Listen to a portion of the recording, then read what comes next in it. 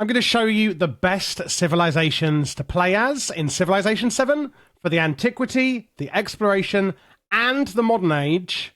And this is going to take into account the best for economic, military, science, or culture wins. Let's start off with the antiquity age. Remember, this is the civilization you're picking, not the leader. I will have separate videos for that too. First up is going to be economic wins in the antiquity age, the start of the dawn of history. For this, I would actually recommend going with Egypt. I'm specifically including this because I'm considering the future unlockable civilizations when you get into later ages as well. And if you go with the combination of Egyptian in the Antiquity Age and then later Songhai, it is an absolute unbeatable economy. And we are looking at economic wins at the moment. As you can see here with Egyptian, you get the Necropolis Quarter, Egyptian unique quarter created by constructing the mastaba and the mortuary temple in the same district. Basically, what this does is it grants you 100 gold on a standard speed when any wonder is completed in the city. Basically, it's a really easy way of raking in gold. If you're planning on playing through to the exploration age and then picking Songhai, which I would recommend, you should also consider settling near as many navigable rivers as possible. I'll explain that more when I go on about Songhai later, but rivers are going to be best. Carrying on from that, still with an economic win, so assuming you've gone with Egypt in the exploration age, as I said, you are going to be going with Songhai. There is no better choice than this, which is also why we have made Egypt the top choice for the antiquity age. For one, we're going to get a bonus resource capacity on navigable rivers as standard. As you can see here, Caravanserai, plus 5 gold and plus 1 gold adjacency for navigable rivers and resources. Your trade ships can also not be plundered when on navigable rivers as well, which massively improves our import and export trade, which is fantastic for gold. Speaking of that, we do, of course, have here the Songhai Unique Merchant, the Tarajo. This civilian works as basically a standard merchant, but you actually get 100 bonus gold every time they create a trade route from a foreign settlement, providing, of course, that it crosses at least one, again, navigable river. So do keep that in mind when you're making new settlements. Basically, you just want to be going on rivers. It's also complemented by their unique infantry unit, which is the Gold Bangles Infantry, as you can see here. 5 combat strength from resource tiles, and plus 100% gold from pillaging trade routes as well. So it's quite merciless when it comes to economics. To fully explain the Caravanserai as well, you're basically, when it says plus 5 gold here, it literally means you're going to get plus 5 gold every single day. And then if it is near a river, you'll also get an extra bonus gold for that and resources. Now, going forward to the modern age, what are you going to pick? Well, that's going to be Qing. As standard here, daily, you're going to get an extra 4 gold as well, 3 culture, and 2 influence. And you should already have plenty of this when getting to the modern age as well. It does reduce your science by 1, so you might want to consider trying to up that in other ways where you can. For example, look at one of the buildings down here, the Shiguan, plus 6 science, plus 1 happiness adjacency for happiness buildings and wonders. Qing unique science building. So even though it is minus 1 from imported resources, you do get plus 6 science if you build this, so it does even out. And with the Shiguan, you will be required to build this building if you want the Higuan anyway, which is a new unique quarter created by constructing the Quizhuang and the Shiguan in the same district. You get plus 25 influence in that settlement as well. You also have the Hangshang. It's another unique merchant, a civilian who can establish a trade route to import resources from a foreign settlement. Gain 50 gold for every resource acquired by creating a naval trade route. And remember, we're going to be going down rivers. We're going to be doing a lot of trade routes from the previous ages anyway. So this just adds into that and makes it even better. For the leader that you are going to want to go with as well, it's going to be Confucius with 25% growth rate in cities and adding some science, some specialists there as well. Next up is going to be a military win.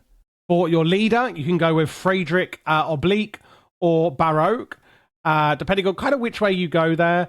Gain a great work when you capture a settlement for the first time, and gain an infantry unit when you construct a culture building. And then army commanders start with merit commendation, granting them plus 1 command radius. Gain an infantry unit when you construct a science building. In the modern age, we will be going with Prussia, and you can actually go with either of these to unlock Prussia in the modern age as well, so don't worry about being locked out of the civilizations that you'll need. I'm personally going to go with Friedrich Oblique here. So for a military win in the Antiquity Age, we're going to be going with Persia. This is fantastic. As you can see here at the top, infantry units get +3 combat strength when attacking, which basically goes without saying how good that is. It actually goes hand in hand with their unique combat infantry as well in the Antiquity Age, which is the Immortal, as they heal 15 HP after defeating an enemy unit. So they've got more combat strength and they heal themselves after they're defeating their enemies, which is insane. Then we have this one, which is the Persian Unique Army Commander, which starts with the Initiative promotion. This basically gives you an instant boost to your attacks and gives you a head start on future promotions for it as well. Head for the Infantry Unit promotion if you want to further buff the Immortal up here. Moving on to the Exploration Age, it's going to be Mongolia. They're all about basically capturing settlements. When you capture an opposing settlement, gain the strongest cavalry unit you currently can train, but minus 50% production towards training settlers. Because we're looking at really capturing rather than actually settling ourselves, this isn't a big deal for us as a military civilization. Like, you're just not going to need them. If you don't know civilization that well, settlers are basically how you go out and settle new lands and make your own new colonies. But as a military civilization, we're just conquering other people's settlements. So we're not going to be using settlers anyway. Who cares? Even though it looks like a negative, it's actually really not.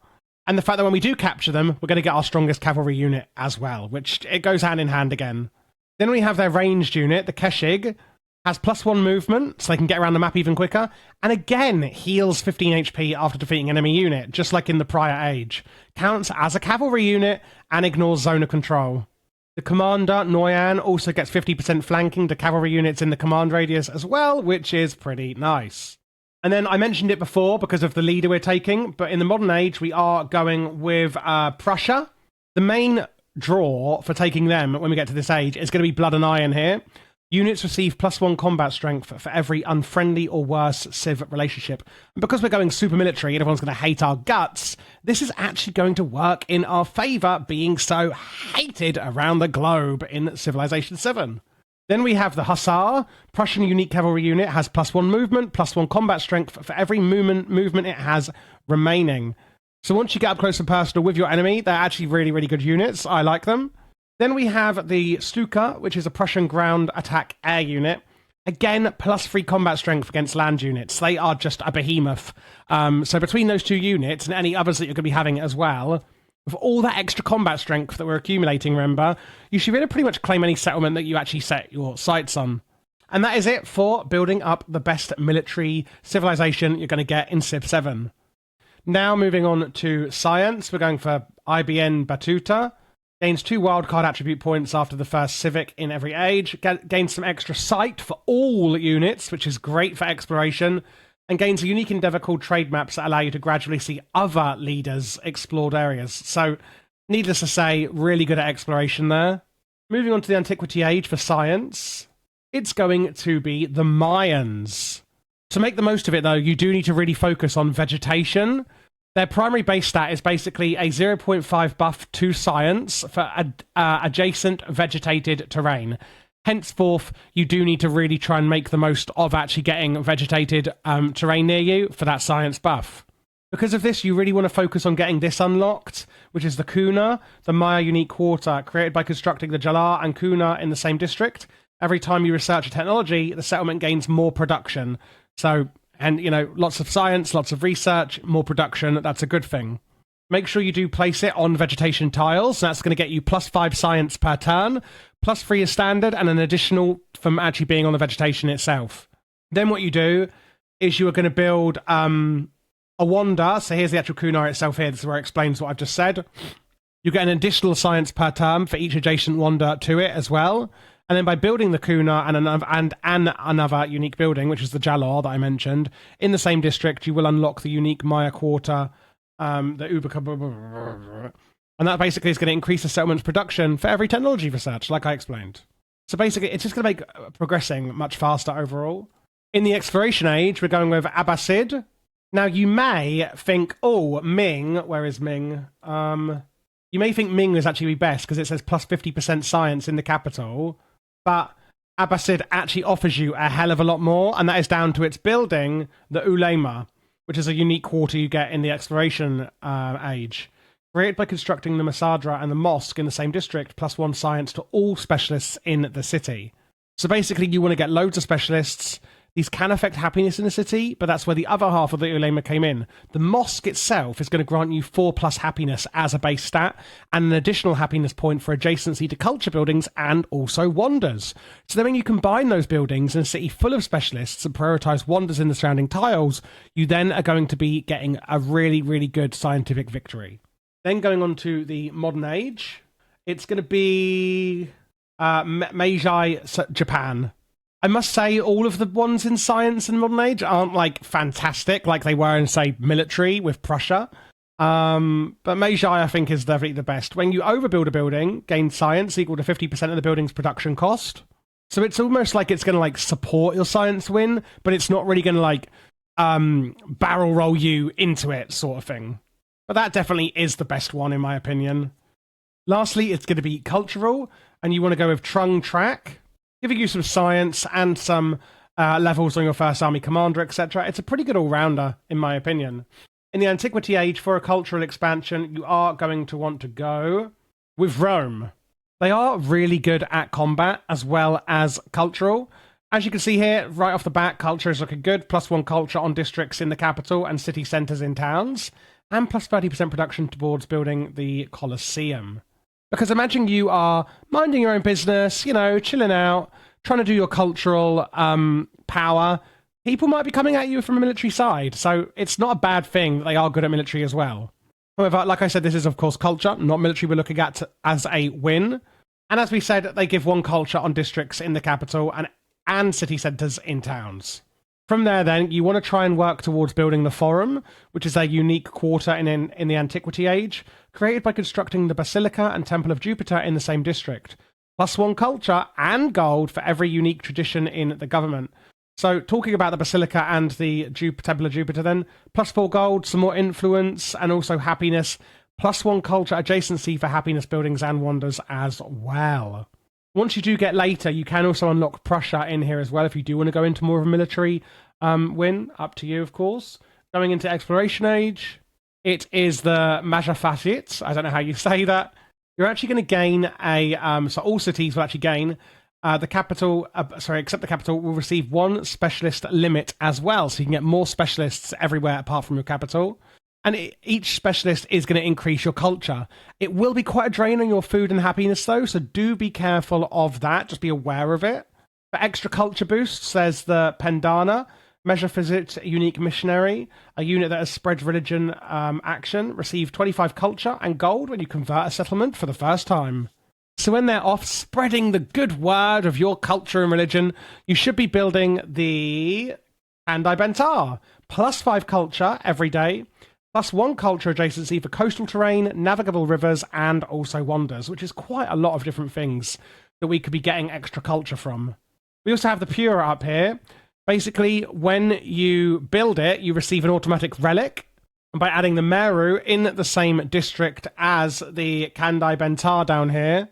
So the Meru is actually a happiness building, adding 5 happiness per day, and +1 adjacency for mountains or wonders, +2 happiness for natural wonders as well. The best of these is the Wonder Adjacency, basically given the fact that you've got Wonder Adjacency bonus also offered by the Kandai Bentar. I know it's all sounding pretty confusing, but basically it's just a lot of ways by building things near each other that you can get a lot of culture and happiness all in one. And then going on to the modern age, lastly, it is going to be, I never know these logos, Mexico. Basically, it starts with a unique government, Revolucion. This government has 1 celebration effect, plus 30% culture for 10 turns. You cannot enter any other government type. So it just gives you a massive boost at the start there when you go into it. They also have the Zocalo, created by constructing this cathedral and Portal de Mercedes in the same district, plus 2 culture for every tradition slotted into the government. So by building these 2 here. But these 2 also help with culture, plus 5 culture, just standalone with the cathedral, and +1 happiness adjacency for culture buildings and wonders. And then the Portal de Mercedes is again +5 culture daily, and plus a gold for adjacency to gold buildings and also wonders. So tons and tons of culture with Mexico in that one there. And there you go, guys. That is all of the different best ones, depending if you want a cultural, scientific, economic, or military win. I have put chapters in this video, so do go back if you're not sure still which one to choose. And if you found any of this confusing or overwhelming, I'm doing bite-sized guides on the playlist you now see on screen, so don't forget to subscribe as I cover all the latest games, and check out the playlist, as I said, for all of my Civ 7 guides.